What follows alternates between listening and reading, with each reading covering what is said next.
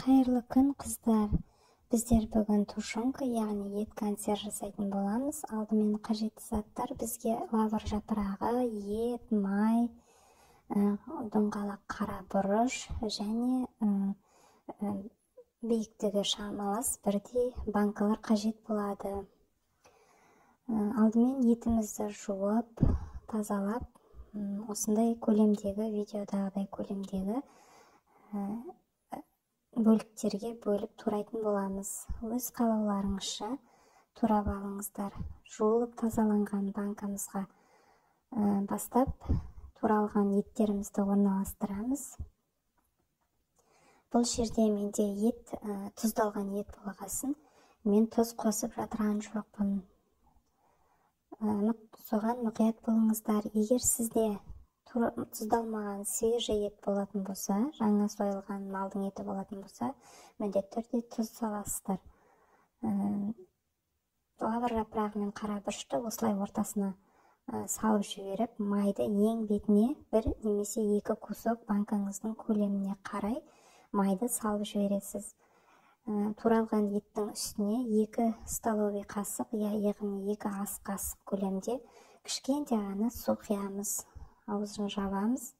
Осылайша барлық жуып дайындалған банкілерімізге етімізді турап-турап бөлшектерге бөліп орналастырамыз. Арасына лавр жапырағы мен қара бұрышты салып жіберуді ұмытпаңыздар міндетті түрде. Бұл жерде мен қолданған май құйрық май болуы мүмкін, немесе іші май салуға болады, немесе етіңіздің өзі семіз майлы болатын болса, арнайы бөлек майды салмасаңыз да болады. Бұл жерде мен майды бөлек қосымша қостым. Суды да өте азғантай мөлшерде қосасыздар.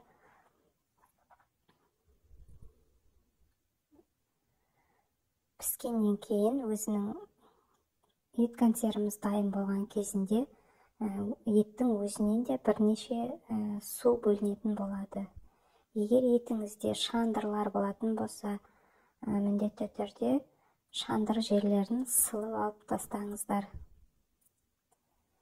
Етіңіз таза ет болған жақсы, майын бөлек бетіне қосуға болады. Міне мен барлығын орналастырып болдым.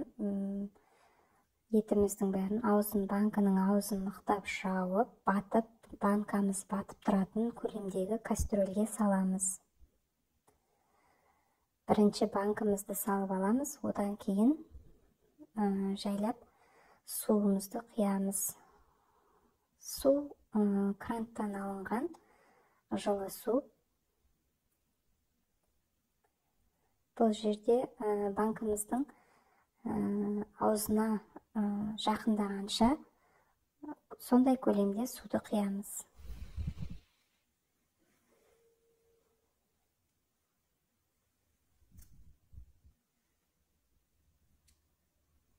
Етті де өз қалауларыңызша, жылқының етінен бөлек, сиырдікінен бөлек, немесе қой, ешкі еттерінен жасауға болады.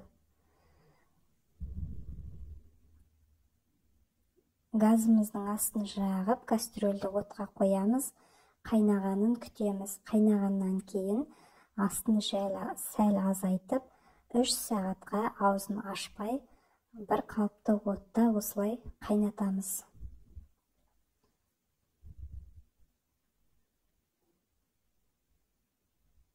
Міне 3 сағатымыз болды. Астын сөндіріп, банкаларды ақырындап шығарып аламыз. Енді бұл жерде мен қатты ыссы күйінде ашып қарадым. Видеода көріп тұрсаңыздар, өзінің сорпасы, яғни өзінің соғы шығып, сочный болып тұр екен. Ақырындап ашып, менде банка өте ыстық болды. Сол себепті орамалмен аштым. Қазір бір тілім етін алып, қаншалықты піскенін сіздерге көрсетейін деп аштым. Өте жұмсақ болып үлбіреп пісті. ет. Соғы да өте мол шыққан. Мен қазір бір қолыммен қасықты ұстап, бір қолыммен тек пышақпен түртіп тұрмын. Ет уже езіліп жатыр. Дәмі өте дәмді болып шығыпты. Тұзы да бәрі бір қалыпты, жақсы күйде шыққан. Міндетті түрде жасап көріңіздер. Кез келген ыссы тамаққа қолдана берсеңіздер болады. Көріп тұрғандарыңыздай, соғы мол, ет батып тұратындай.